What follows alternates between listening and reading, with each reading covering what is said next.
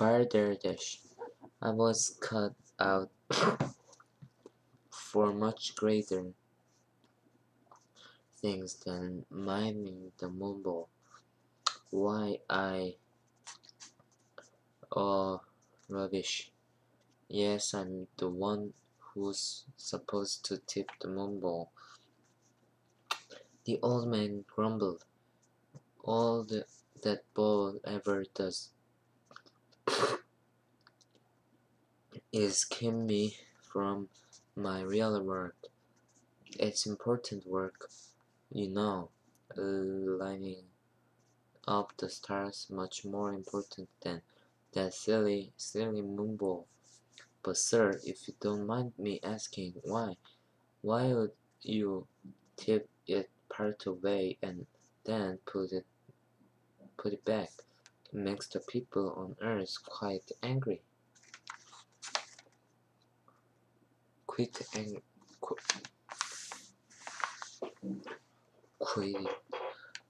angry. The rickety man stammered and choked and jostled. I don't have time, you great oaf. I must get back to my work, he cried, and he shouted so violently that Tom lost his balance.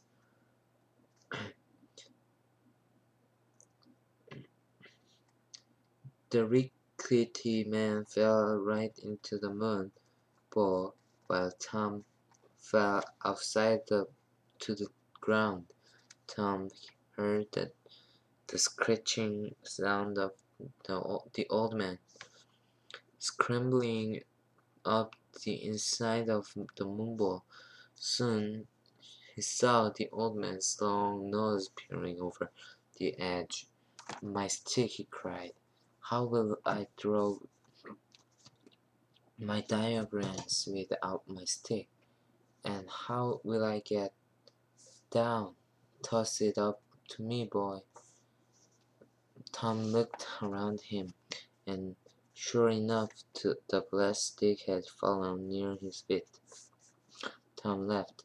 Well, now that you are inside the ball, I suppose you will do your job, he said. If you don't tip the ball when it's full, the water will come up to your nose. I'm sorry, sir, but I have to be leaving now. And Tom tipped his cap ever so politely, waved the glass stick, and in an instant was back at the King's Palace. Happily ever after, or the end. Did it happen to rain here? Asked Tom. Rain? Cried the king. Why, it rained more than I can ever remember it raining. The fields are full of grain, and the rivers are full of sweet drinking water. Plus, I'll be able to get my washing done. Good show, Tom, and I must inform you, continued Tom, that the woman on the moon is really a man. And he changed his mind, not because he's silly, but because he thinks he's much more important than the mumble. Just then the princess came in and saw Tom, and she flew into his arm, and they were married that day. And you can probably guess how they lived after that. As for the old man in the moonball, he doesn't dare jump out, because he's nothing but bones. Sometimes he gets so angry that he lets the water get almost up to his nose before leaning over and letting the rain out. But thank goodness he's leaving the stars alone. I think they look quite quite nice just the way they are, don't you?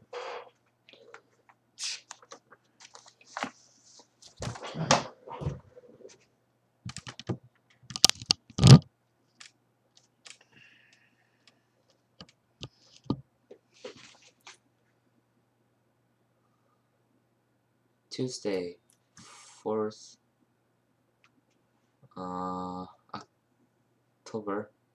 October.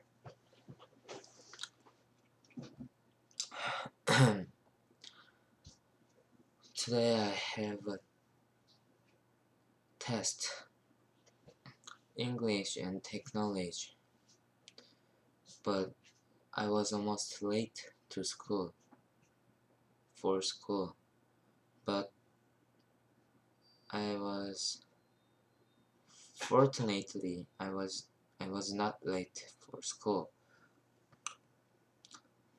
The reason why is my mother did bad things. So because of my mother, I could go to school in time. But in test days, being late doesn't matter so much. So the thing that my mother did are not very useful as much as normal days.